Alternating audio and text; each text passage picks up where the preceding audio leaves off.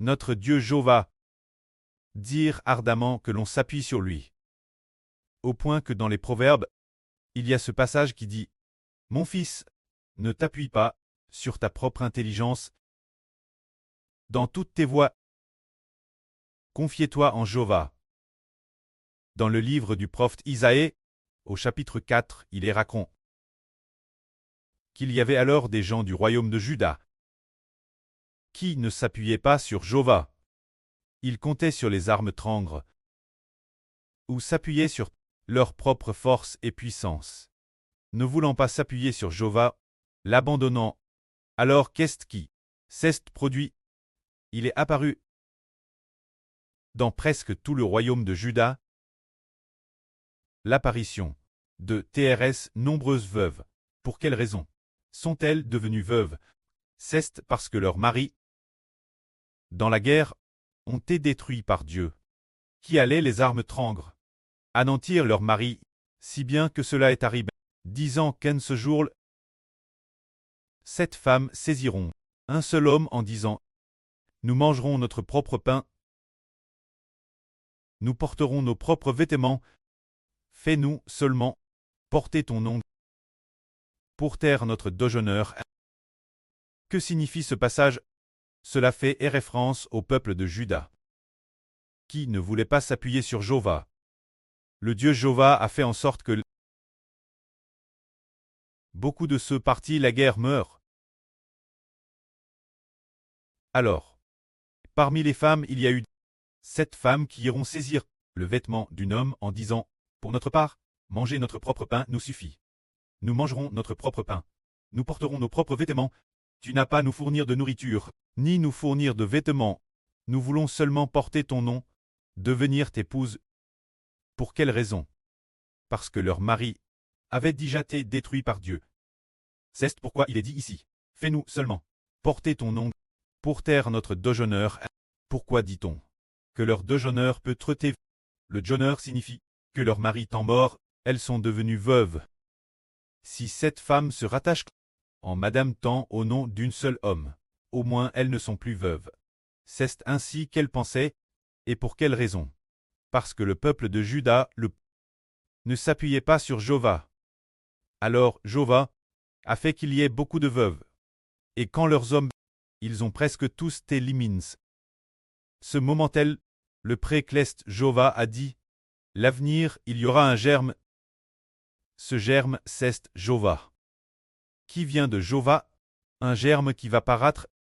Ce germe, le germe signifie la descendance de Dieu. Le sens d'un descendant de Dieu. Lisons cela. Ce descendant est grandement favori par Dieu. Il est dit ici, de Jéhovah ce jour-là. Qui vient de Jéhovah sera magnifique et glorieux et le fruit de la terre. Sera pour Israël, pour les rescaps, un sujet de fier et de gloire. En ce temps-ci, le reste, ceux qui seront restent Jérusalem. Ceux dire tous ceux qui habitent Jérusalem. Ceux dont les noms sont inscrits dans le livre de vie seront appelés saints. Ceux dire le germe produit par Jéhovah. Ceux dire les enfants de Dieu. C'est dire que dans l'avenir, lorsque Dieu aura puni ceux d'entre les Juifs, rendant leurs veuves nombreuses, alors que les hommes auront presque tous disparu. En ce temps-là, Dieu fera naître sa descendance. Se dire qu'il fera naître de l'esprit. Ses enfants engendrés. Pour quelle raison? Cela signifie qu'en ce jour-là, lorsque dans l'avenir les Israélites de ce pays du Moyen-Orient, en route, les descendants d'Abraham, seront en grand nombre détruits. Et qu'il ne restera plus que quoi? Il ne restera que des veuves. Presque tous les hommes sont sur le point de disparaître. Ce moment-là, Dieu amènera les gens se repentir et croire l'Évangile. Parce qu'ils se seront repentis et auront cru l'Évangile, ils deviendront la descendance de Dieu. Et ainsi ils auront une grande gloire et une grande splendeur, et ce reste de personnes, qu'appelle-t-on le reste? Parmi ceux que Dieu châtie et détruit, ceux qui restent et n'ont pas été détruits, ceux qui Dieu permet de subsister temporairement, ils sauront, de toute leur vie, aimer Jéhovah. De tout leur cœur, de toute leur vie, aimer Jéhovah. C'est pourquoi ils seront glorifiés, recevront la gloire, car Dieu dit, en ce temps-là le reste de Sion. Ceux qui seront restent Jérusalem. C'est-à-dire tous ceux qui habitent Jérusalem, dont les noms sont inscrits dans le livre de vie, seront tous appelés saints. Ce sont ces personnels, elles ont digé de toute leur vie. Aiment Jéhovah. Et ont appris s'appuyer sur Jéhovah. Mais avant cela, avant que Dieu n'ait détruit une si grande multitude, personne ne savait de toute sa vie aimer Jéhovah. Après que le précleste aura grandement détruit les Israélites, ceux qui resteront et n'auront pas été détruits, ils sauront qu'il faut de toute leur vie aimer le précleste Jéhovah. C'est pourquoi ces personnes recevront la gloire, recevront la louange, obtiendront la splendeur. C'est pour cette raison. En ce temps seul, Dieu utilisera l'Esprit de Dieu pour détruire de Sion la souillure, c'est-à-dire celle de Jérusalem. Et il va aussi, du milieu de Jérusalem, faire disparaître les crimes de sang. Alors Jéhovah, sur toute l'étendue de la montagne de Sion, et sur ces lieux d'assemble, nous couvrira d'une nue pendant le jour, et nous clairera d'une flamme de feu la nuit. C'est-à-dire que lorsque dans l'avenir tous aimeront profondément Dieu, quand tous de toute leur vie aimeront Jéhovah, l'Éternel, ce sera comme pour les anciens Israélites. Cette poquelle couvrant Israël d'une colonne de nuit le jour, et le clairant d'une colonne de feu la nuit, pour que Dieu habite au milieu d'Israël. C'est-à-dire le précleste Jéhovah accomplira cela l'avenir. C'est-à-dire la colonne de nuit le jour, la colonne de feu la nuit, c'est pour que tout Israël Dieu habite au milieu d'Israël. Ce moment-tel, car Jéhovah, car sur toute la montagne, la gloire de Jéhovah le couvrira tout. Sa gloire sera comme une tente, donnant de l'ombre pendant le jour, contre la chaleur, et servant aussi de refuge durable ou d'abri contre la tempête. C'est ce moment-tel, quand tout le monde saura comment s'appuyer entièrement sur Jéhovah, l'Éternel sera leur refuge, sera leur abri contre la tempête. Ce moment-tel, Dieu fera une tente pour les couvrir et protéger les Israélites. C'est parce que dans les jours venir, l'Israël spirituel saura comment de toute sa vie aimer Jéhovah. Alors Jéhovah deviendra notre refuge. Maintenant venons de scène au chapitre 5 d'Ésaïe, qui parle d'une vigne. Cette vigne, c'est Dieu qui la plante. C'est une excellente vigne. Mais la fin ils ont pourtant produit des raisins sauvages. Quelle en est la raison? La vigne symbolise le royaume de Juda et la maison d'Israël. Quant aux raisins sauvages, cela signifie que les Juifs, les habitants de Jérusalem et les Israélites ne sont pas les enfants de Dieu, puisque Dieu a dans le royaume Israël et Jérusalem, mais Dieu pourtant. Ils ont obtenu le royaume, mais ils ont peur des fruits. Et les fruits qu'ils ont obtenus, étaient des raisins sauvages. Cela signifie qu'ils n'ont pas produit de vrais raisins. Qu'est-ce que cela signifie? Cela signifie que ce qu'ils ont obtenu, c'est une vie de pshèche, une vie d'esprit de psh, qui n'est pas ne de l'Esprit Saint.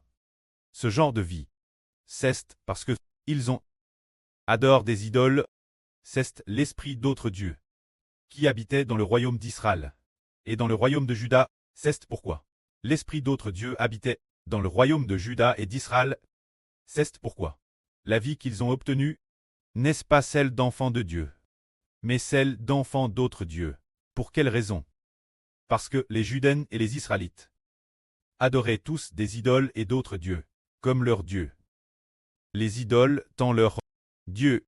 C'est pourquoi bien que Dieu ait donné le royaume Israël, Israël n'a pu produire d'enfants NS de l'Esprit Saint.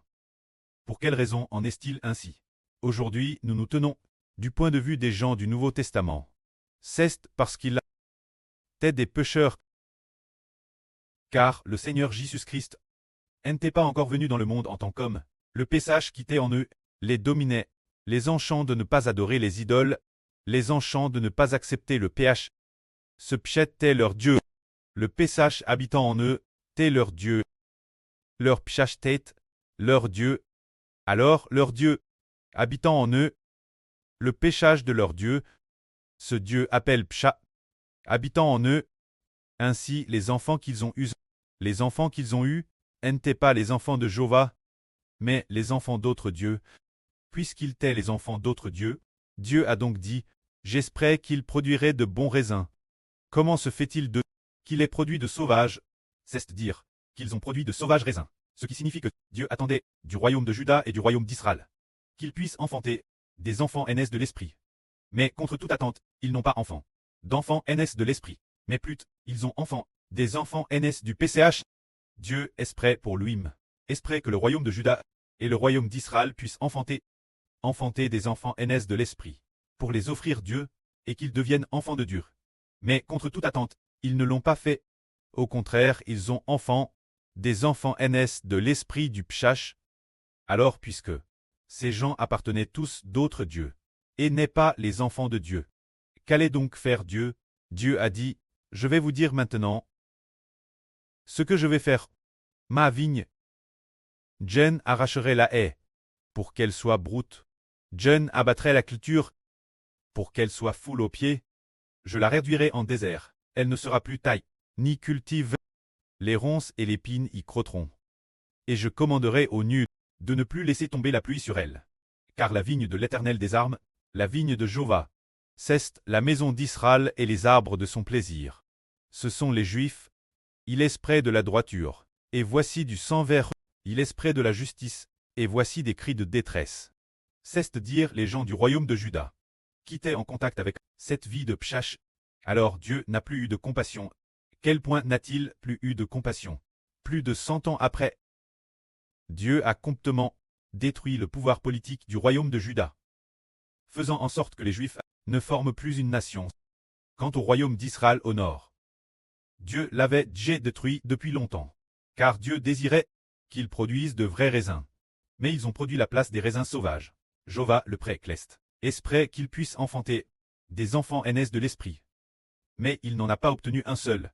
Alors Dieu a d'abord détruit le royaume d'Israël au nord, et plus de 100 ans après, a également détruit le royaume de Juda du sud.